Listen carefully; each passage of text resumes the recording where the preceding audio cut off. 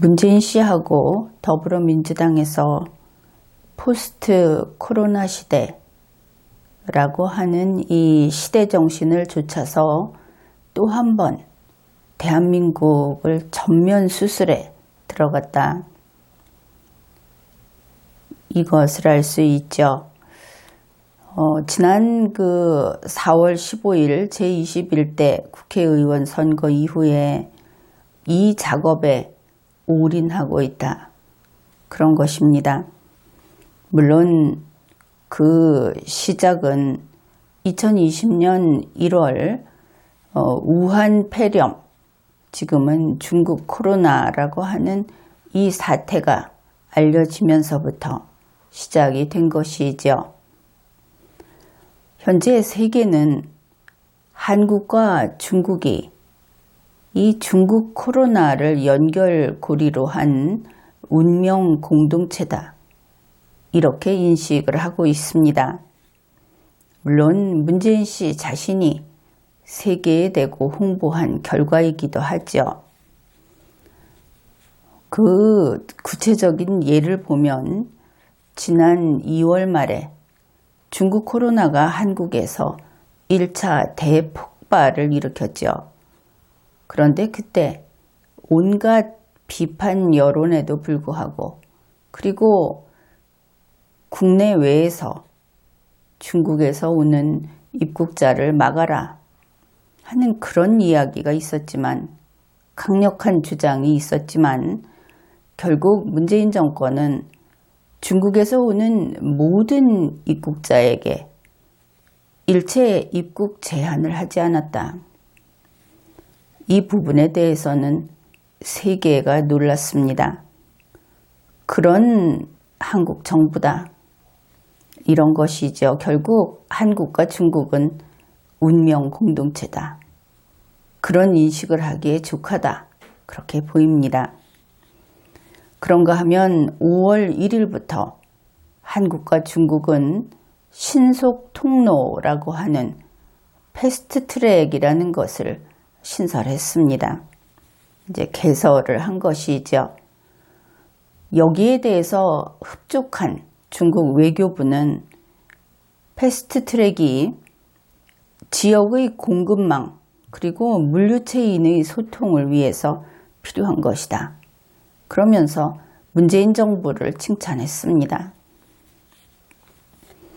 그뿐 아니라 시진핑이 2020년 내로 한국을 방문할 수도 있다 하는 이런 이야기를 넌지시 하고 있고, 그러니 문재인 씨는 군침을 흘리고 있는 것이죠. 그런데 이 미끼를 탐내면 어떻게 될 것인가?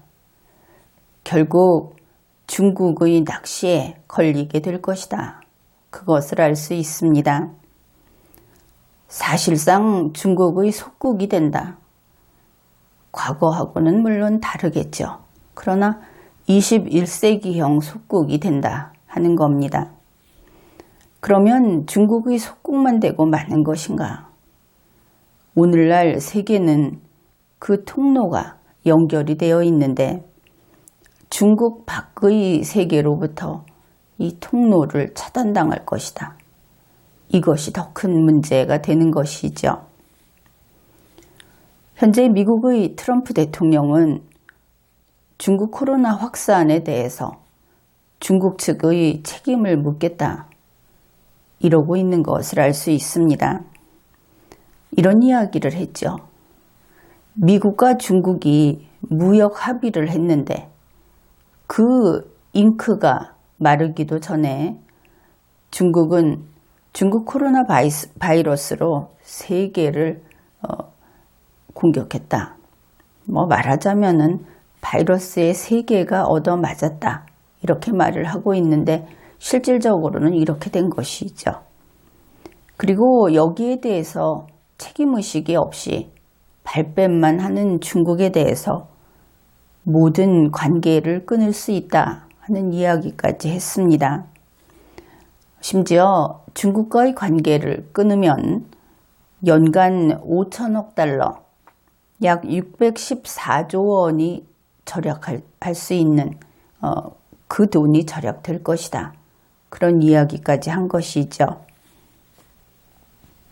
그러면은 614조 원이라고 하는 돈은 무엇인가? 미국이 중국 상품을 팔아주는 1년간 팔아주는 금액이 이 정도 된다고 합니다. 5월 11일에는 미국에서 연기금으로 중국 주식에 투자하는 것을 중단하라 하는 지시를 내렸습니다. 그런가 하면 미국 증권시장에서 자금을 조달하는 중국 기업을 철저히 감시하겠다. 지금 지켜보고 있다. 그러면서 이러한 규제가 부담이 된다면은 중국 기업이 런던이나 홍콩 증시로 옮겨가려고 할지도 모른다. 이제 그것을 보면은 그렇게 되는 경우까지 이미 다 생각하고 있다. 그것을 알 수 있죠.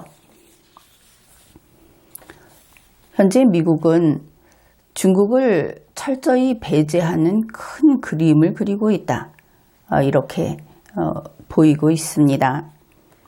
그러니까 이 큰 그림이라는 것이 무엇이냐 하면은 새로운 세계 시장 질서를 구축하는 그런 구상을 뜻하고, 좀 쉽게 풀이를 하자면은 믿을 수 있는, 배신하지 않고, 이 어떤 그 거래라고 하는 것은 신뢰관계이죠.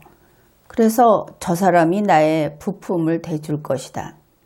이렇게 거래를 하다가 어느 순간, 다급한 순간에 거래를 끊어버리는 겁니다.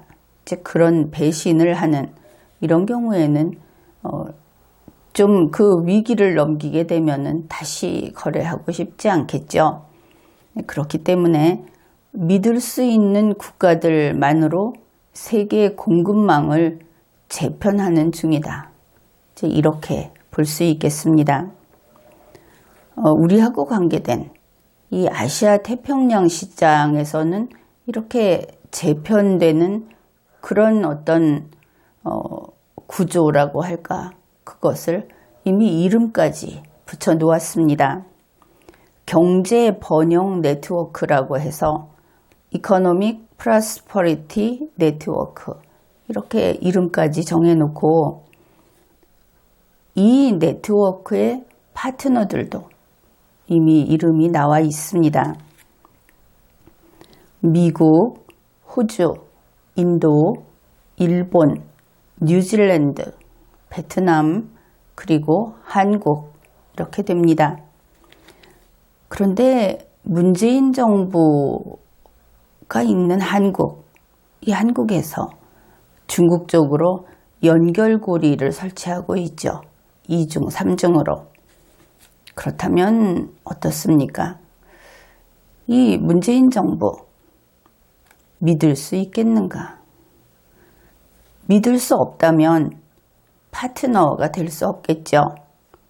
이 새롭게 재편되는 세계 공급망, 거기에 한국이 남을 수 있는가? 이제 이것도 불투명한 상태라고 하겠습니다.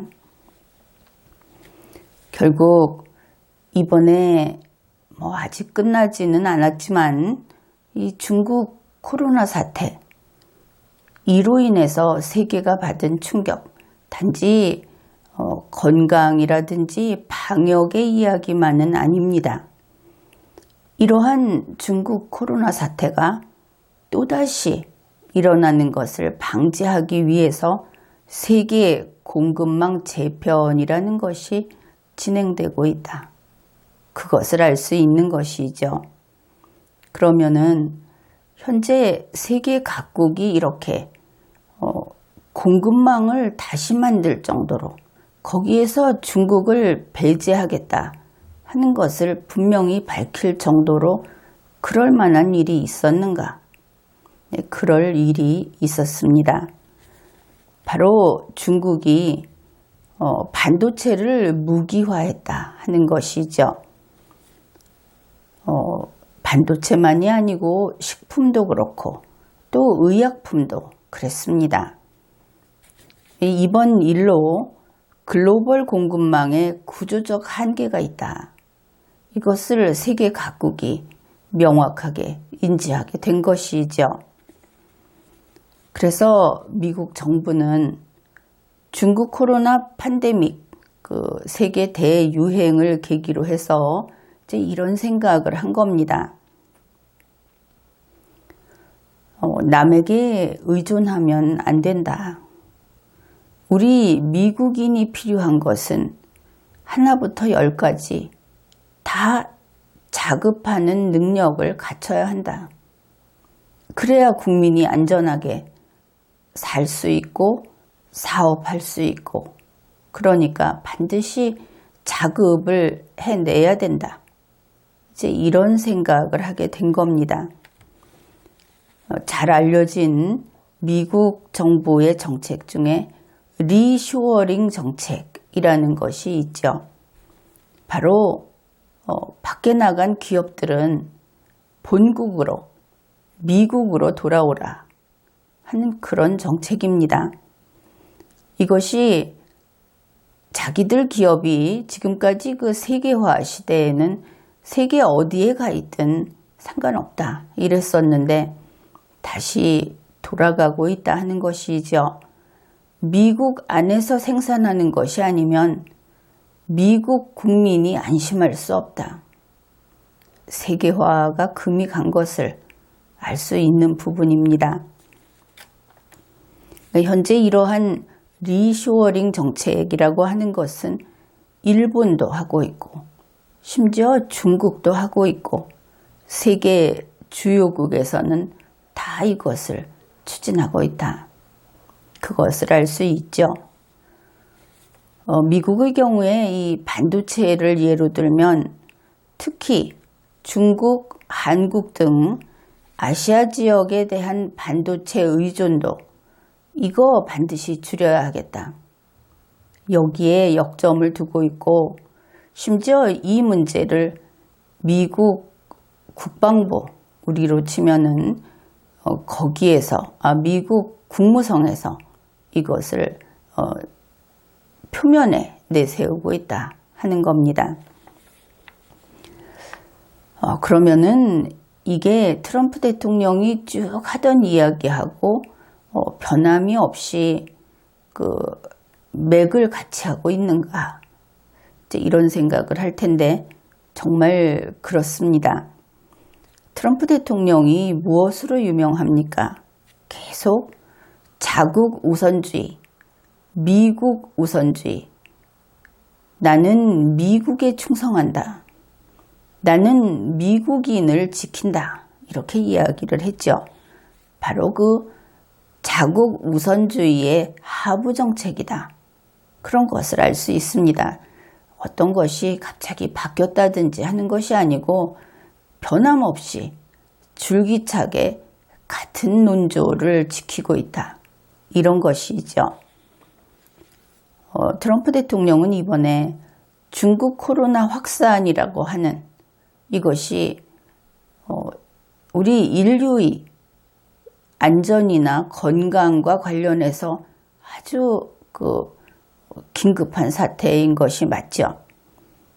그와 마찬가지로 어떤 세계의 교역, 여기에 있어서 아주 뼈아픈 배신을 맛본 그런 사건이었다.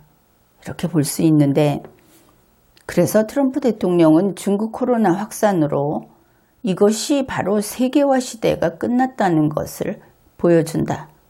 이런 이야기까지 했습니다. 이 세계화 시대가 끝났다 하는 말하고 자국 우선주의라고 하는 것은 아귀가 완전히 맞는 것이죠. 당연히 그러면 그렇게 가는 것이다. 그것을 다시 확인하게 됩니다. 트럼프 대통령이 그동안 어땠습니까? 유엔에 돈 안 주겠다. 유네스코에 돈 안 주겠다. 기후협약 이런 거에서 손 떼겠다. WTO에 돈 안 주겠다. WHO에 돈 안 주겠다. 즉 그럴 때마다 강대국 미국이 욕심을 부린다 하면서 비난을 했는데 그게 그렇게 단순한 이야기가 아니다. 이것을 알 수 있죠. 왜냐하면 이와 같이 제 기능을 못하는 국제기구에다가 인공호흡기를 꽂아둘 필요가 없다. 그런 겁니다. 가까운 예로 WHO의 사무총장 보면은 이상하게도 매번 중국 편을 들죠. 이번 중국 코로나 팬데믹에 대해서도 무슨 발표를 늦췄다. 구체적으로 어떤 작당을 해서 늦췄다 하는 것보다도 실제 그 회의 결과를 보면 늦췄지 않습니까? 우리가 알고 있죠.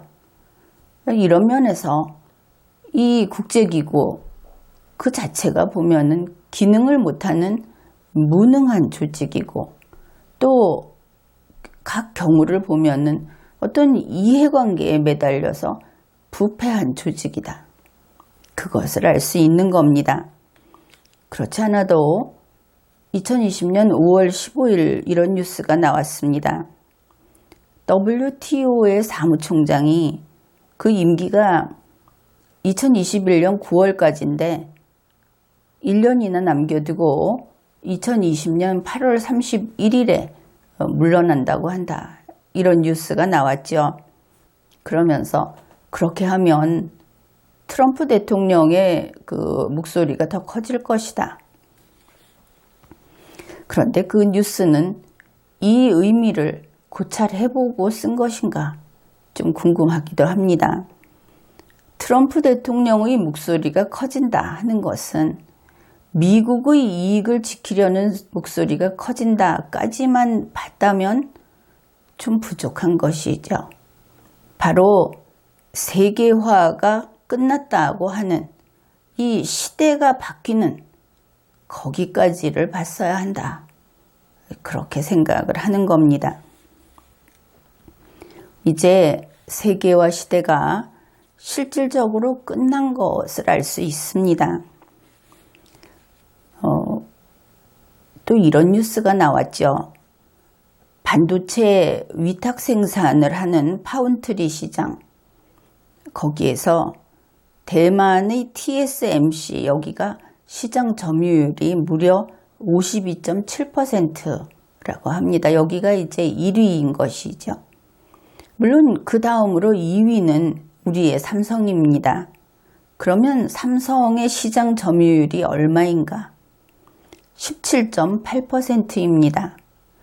1위와 2위의 그 차이, 그 격차가 엄청나죠. 2위라고 해도 과연 이게 2위인가 할 정도로 차이가 나는 겁니다. 이 대만의 TSMC는 2019년 말부터 5나노미터 트랜지스터 칩을 생산했습니다. 이제 그 고도의 기술을 가지고 있는 것이죠. 여기에서 미국 애리조나에 칩 공장을 짓기로 했다 하는 뉴스가 나왔습니다. 그러니까 이제 국내에서는 이러면 삼성이 불리해지는 거 아니냐 그렇게 이야기를 하는데 불리해지겠죠. 이 TSMC가 인텔이라든지 퀄컴 또 애플 이런 데서 그 파운트리 물량 수주를 하는데 압도적으로 유리한 그런 이제 환경으로 바뀔 테니까 뭐 불리해질 겁니다. 삼성은. 그런데 삼성이 2위라는 생각만 해서 거의 어깨를 나란히 하고 경쟁하는 그런 관계다. 이렇게 생각을 했다면 이제 잘못 생각한 것이다. 그런 것이죠. 그래서 이 대만에서 미국으로 공장이 들어간다 하는 것이 단지 반도체 시장에서의 경쟁 문제냐? 그게 아니고 탈세계화의 한 모습이다. 이제 그것을 읽어야 한다 하는 이야기입니다. 그러면은 미국 이외의 다른 나라들은 탈세계화 어떻게 하고 있는가? 반도체 관련해서 본다면은 일본은 한일 무역 갈등을 계기로 이 탈세계화를 해야 하겠다. 결국은 자급해야 하겠다 하는 인식이 강해졌다고 하죠. 한국이라든지 이런 다른 나라에 디램 의존하고 있다. 이거 안 된다. 말은 그렇게 하는데 사실 핑계라고 할 수도 있고 그들이 탈세계화 추세를 몰랐겠습니까? 또 하나는 한국이 꼭 중국 같은 짓을 했다 하는 것이죠. 무역 갈등하면서 수출 규제하니까 우리도 일본에 대해서 안 판다. 그렇게 했지 않습니까? 근데 그게 좀 설득력이 없었고 결국은 무기화했다. 이래서 이제 우리가 가지고 있는 이 디램이라고 하는 강점을 남들에게 쟤들도 중국하고 똑같이 저걸 무기로 쓰는 우리하고 같이 살 수 없는 그런 나라구나. 이제 이런 인식을 심어주고 만 것이죠. 그런데 일본이 지금 디램을 생산한다면 할 수 있겠는가? 여기에 대해서 다들 당연히 그렇다. 이렇게 이야기를 합니다. 그러니까 기술도 있고 장비도 있고 인력도 충분하다 하는 것이죠. 일본은 원천 기술을 확보하고 있습니다. 그래서 반도체 시장에 재진출하는 것이 가능하고 이것이 우리한테는 좀 대단한 악재라고 할 수 있다. 삼성전자 하나만 우리가 이제 삼성만 믿고 있는데 여기서 뜯겨나가고 저기서 뜯겨나가고 그런 것을 알 수 있죠. 그것도 세계에서 독보적인 존재도 아니고.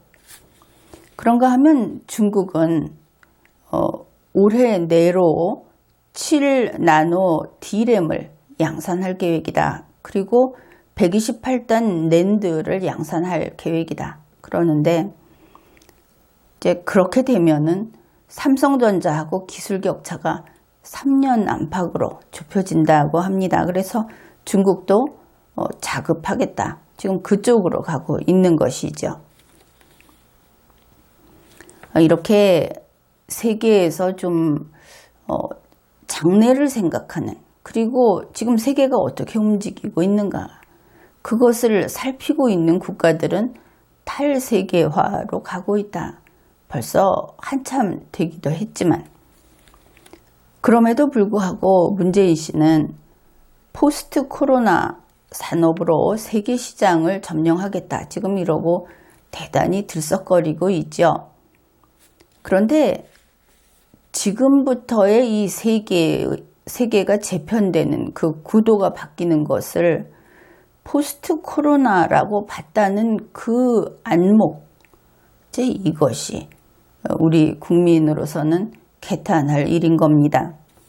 너무나 지역 말단적인 것을 보고 있다. 거의 바늘끝 같은 점 단위로 편협한 그런 시각을 가지고 있다 하는 것을 드러내버렸다. 이런 것입니다.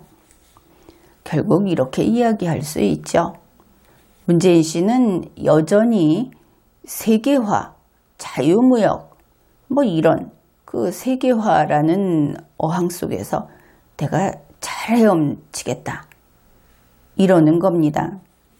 그런데 그 어항은 이미 깨어지고 없는 것이죠. 물 밖에 나온 붕어다. 이런 겁니다. 현실을 봐야 하겠죠. 사실 우리 대한민국은 세계화 시대에 가장 혜택을 크게 본 그런 국가입니다. 바로 그렇기 때문에 탈세계화, 결국은 세계화의 종언이라고 하는 것인데 여기에서 가장 큰 타격을 받는 것도 역시 우리 대한민국이다. 이런 것이죠. 그런데 더 나쁜 것은 우리나라가 문재인 보유국이다 하는 겁니다. 이거만 한 비극도 없죠. 그래서 적어도 이 경제와 관련해서 혹은 정치, 뭐 경제하고 지금 엮여 있으니까 이 전문가라든지 또 일정한 어떤 권한을 가지고 있는 사람들이라든지 하는 경우에는 목숨 걸고 문재인 정권을 내쫓아야 한다. 이거는 문재인 씨를 좋아하고 싫어하고 이 문제가 아니고 그냥 생존의 문제인 겁니다. 결국 지금 세계는 어떤가? 세계화가 끝났습니다. 지금은 세계화가 끝났고 그리고 기술면에 있어서는 4차 산업혁명 시대인 겁니다. 또 거기에 이념은 어떤가? 신냉전이 이미 되살아나서 쑥쑥 자라고 있는 것이죠. 이런 시대다 하는 겁니다. 몇 가지 뉴스를 보면서 세계 단지 이게 경제만은 아닌 겁니다. 국가 안보라든지 하는 거하고 같이 엮여 있는 그런 세계의 구도가 재편성되고 있다. 이제 선수를 새로 뽑는 것이죠. 거기에 옛날에 내가 선수였으니까 당연히 들어가겠지. 이러고 있으면 되겠습니까? 더구나 우리는 우리나라에서 돈 잘 버는데 하면은 삼성 이랬는데 이제 그렇게 그게 당연한 것이 아니게 된다. 이런 뜻입니다. 돌이켜보면 세계화 시대라고 하는 것은 아름다운 시대였다. 그렇게 말할 수 있습니다. 우리 한국처럼 이렇게 원천 기술이 없는 나라도 그냥 부품 생산만 부지런히 손재주가 좋아서 눈썰미가 좋아서 이렇게 잘하게 되면 그거 무역만으로도 부자가 될 수 있었던 그런 시대였던 것이죠. 그런데 이 아름다운 시대를 망친 것은 욕심 사나운 자들, 그들이었다. 그러니까 중국같이 너무나 제 욕심을 차리는 그런 자들이 이것을 망쳐버렸다. 이런 겁니다. 어떻습니까? 세계기구까지 중국의 이익을 위해서 이용했죠. 또 그뿐 아니라 시진핑은 세계 정복을 꿈꾸고 있습니다.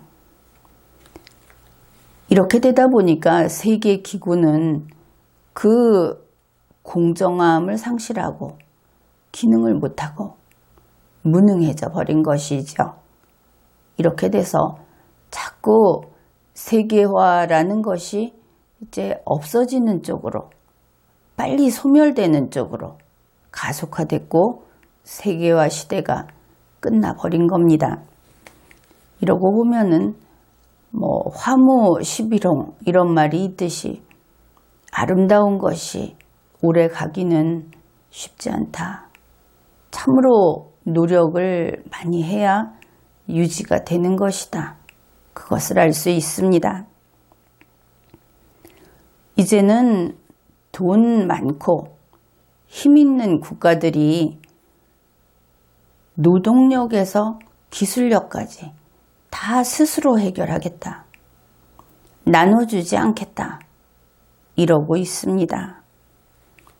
그러니까 작은 나라, 또 원천 기술이 없는 나라, 이런 우리 한국 같은 경우는 좋은 시절이 다 가버린 것이죠.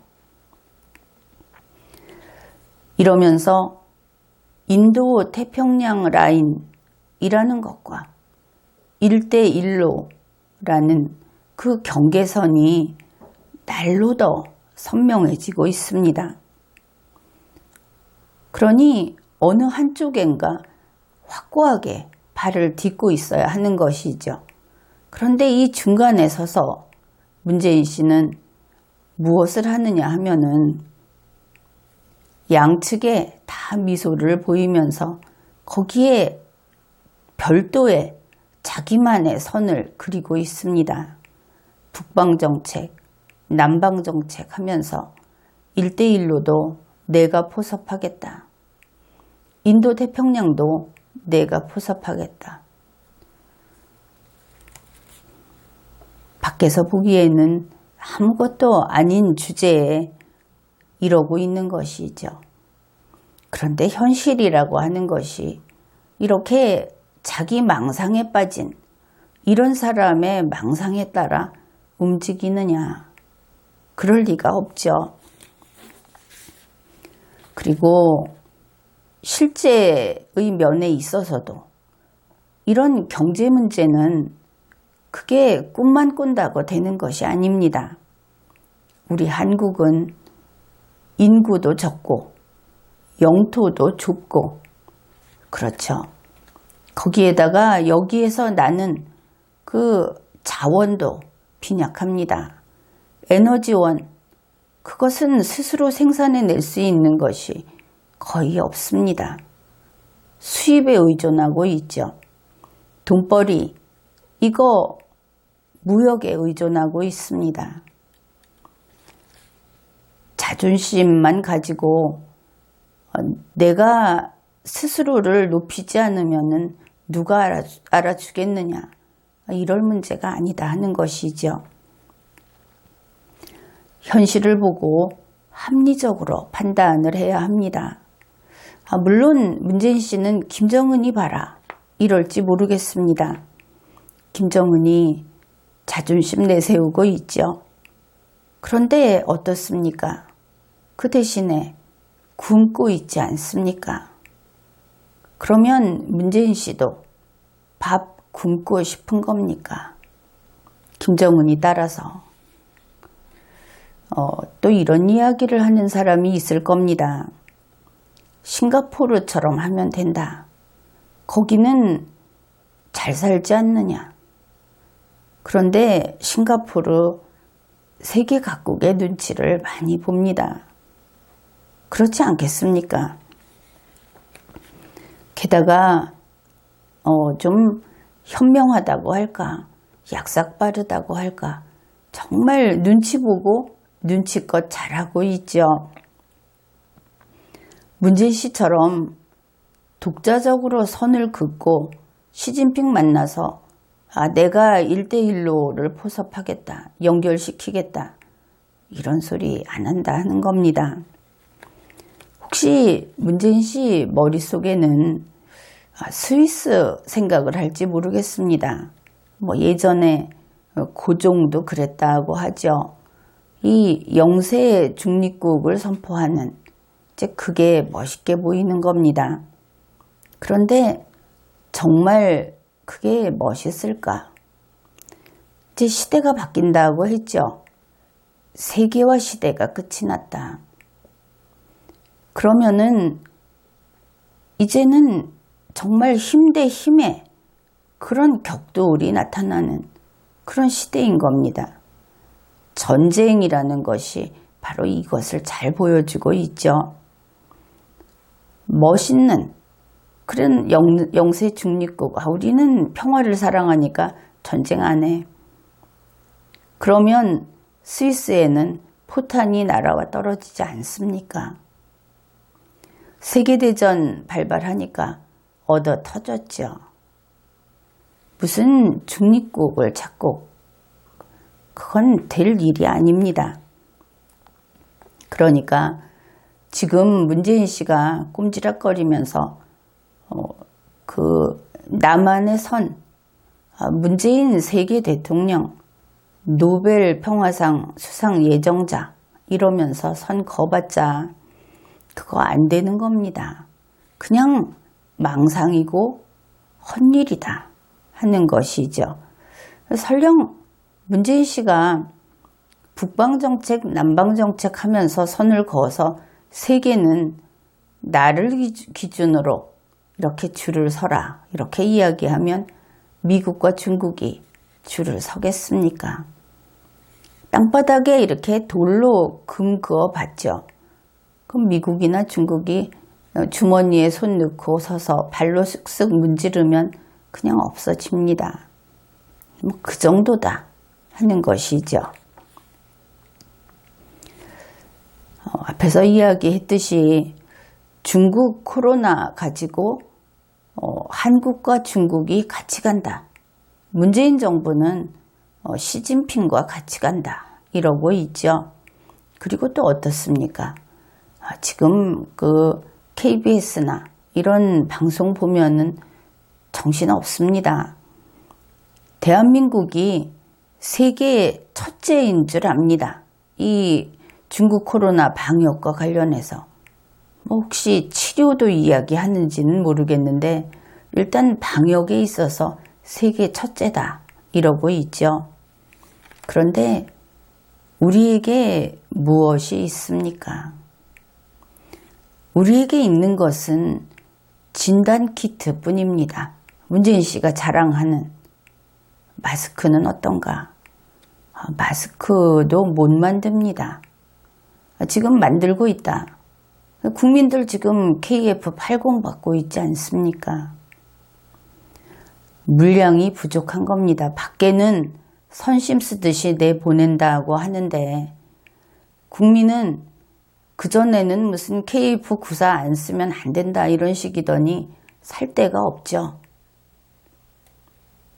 한국에 기술이 없다는 것은 아닙니다. 손재주는 좋으니까. 그렇지만 만들 사람이 없는 것이죠. 게다가 문제가 이 진단키트 우리한테 있다. 그러면 우리가 그 기술이 세계 제일인가? 이거 생각해 봐야 합니다. 실질은 어떤가? 사실은 어떤가? 우리 대한민국은 진단키트를 포함해서 원천 기술이 하나도 없습니다.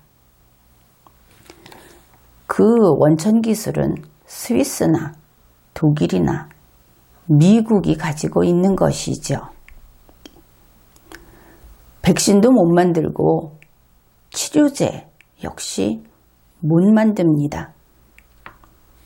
그러면은 국민 여러분은 우리는 그렇게 듣지 않았는데 이럴지도 모르겠습니다.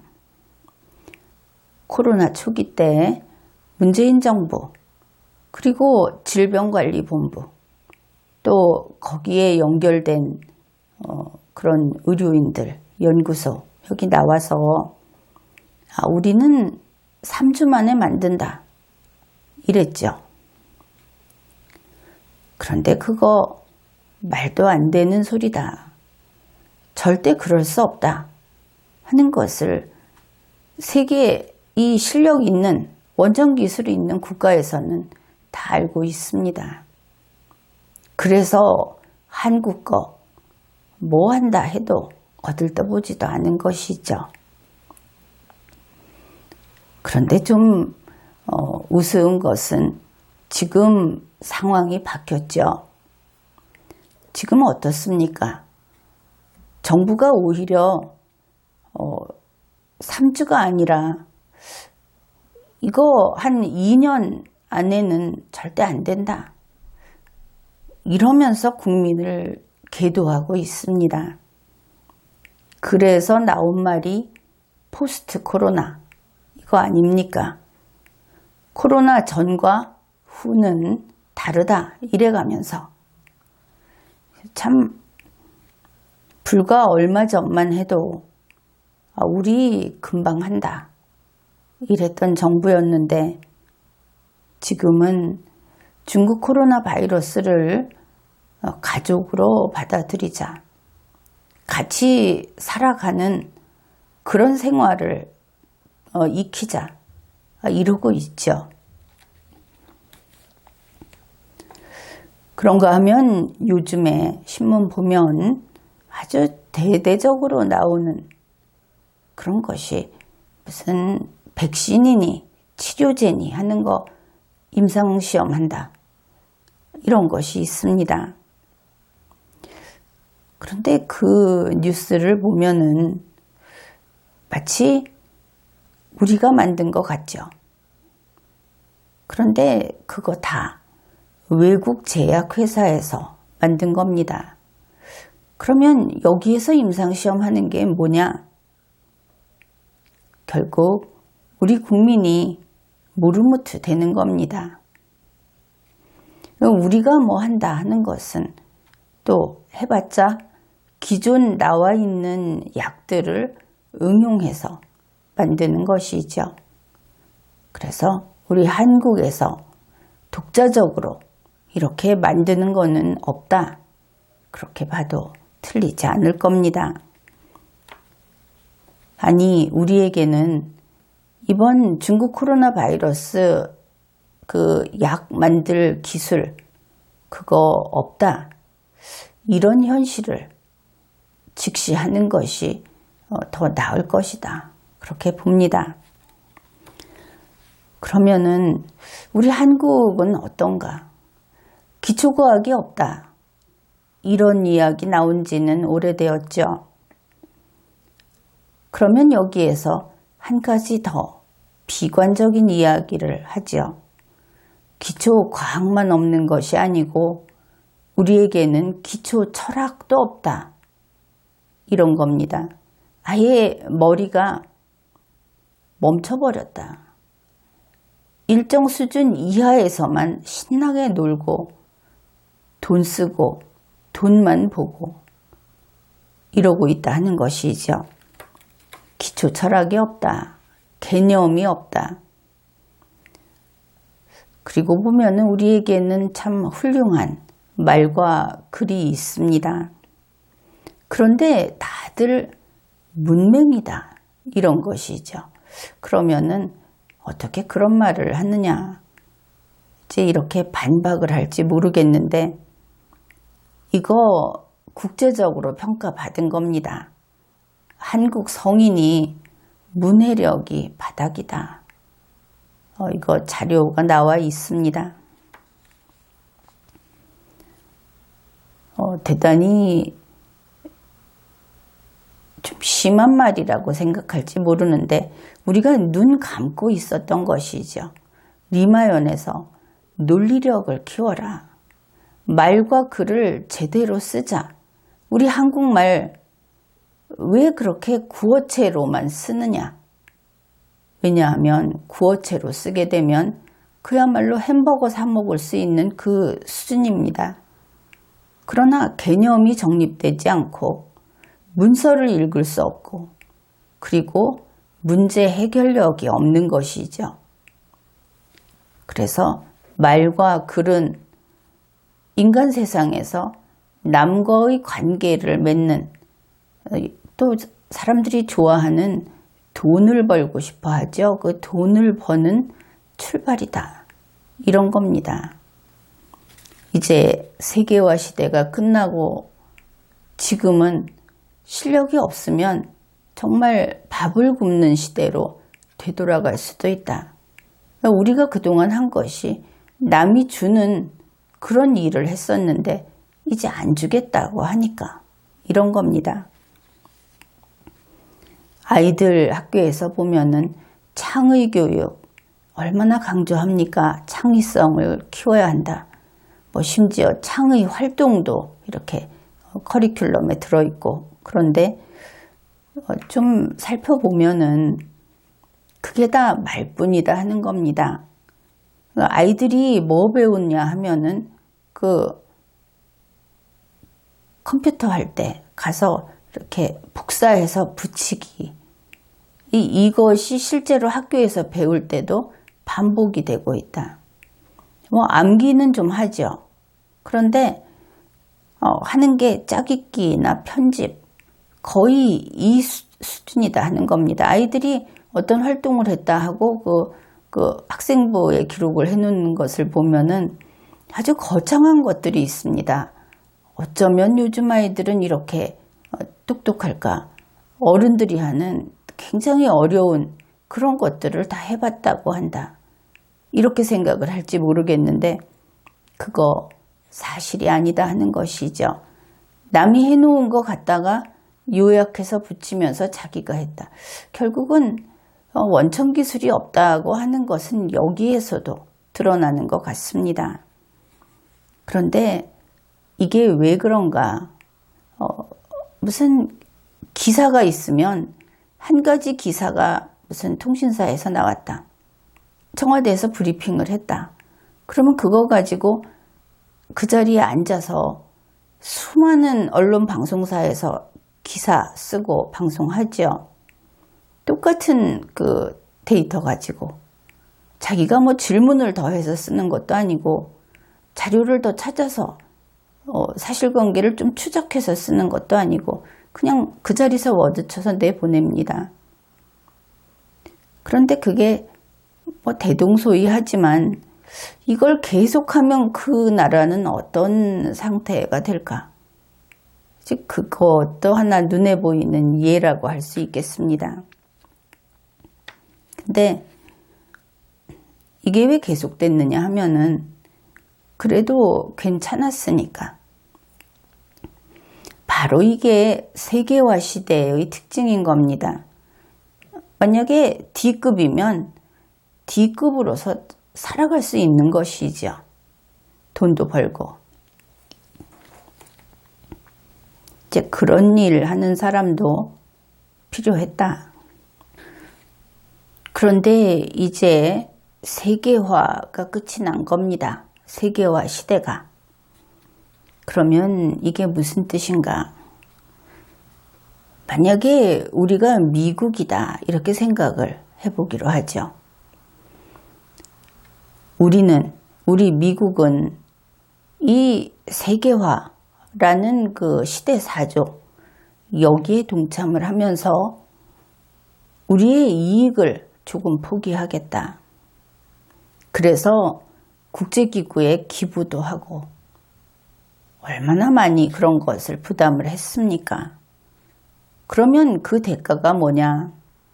그 대신에 세계가 좀 더 평화롭고 그리고 못 사는 나라라고 하더라도 그러니까 결국은 어느 나라나 다들 밥은 좀 먹고 살 수 있게 이제 그렇게 살면 좋겠다.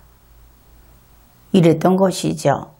이 세계화 시대라고 하는 것은 결국은 기술력이 있고 돈도 많고 능력 있는 국가들의 양보에 힘입어서 그렇지 못한 나라들이 비약적으로 발전도 하고 돈도 벌고 그렇게 될 수 있었던 그런 시대였던 겁니다. 그런데 해도 공없다는 말은 없고 이제 그 부담은 당연히 네가 져야 될 채무다 이러고 나오니까 그래서 그렇게 살기로 했던 미국이 그렇게 양보하기로 했던 그 경쟁력 있는 국가들이 이제 그거 안 하겠다 이런 것이죠. 그래서 앞으로 이 세상에서 우리 대한민국은 감사하게도 이 세계화의 시대에 그 3만불 시대, 이제 3만불 클럽 거기에 올라서게 됐습니다. 그리고 나서 어떻게 보면 배은망덕하게 더 이상 노력을 하지 않고 지금까지 살아왔던 것이죠. 그런데 그 잘못이 지금과 같은 그 어떤 위험 앞에 서게 된 겁니다. 그러니 지금 이 순간이라도 이제부터라도 필사적으로 노력을 하는 전 국민이 일하는 그런 나라가 되어야 하겠죠.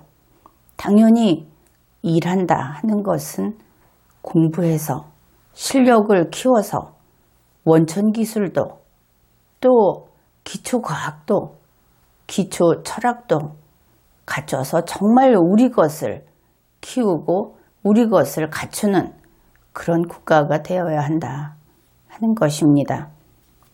지금까지 리걸마인드 연구소였습니다.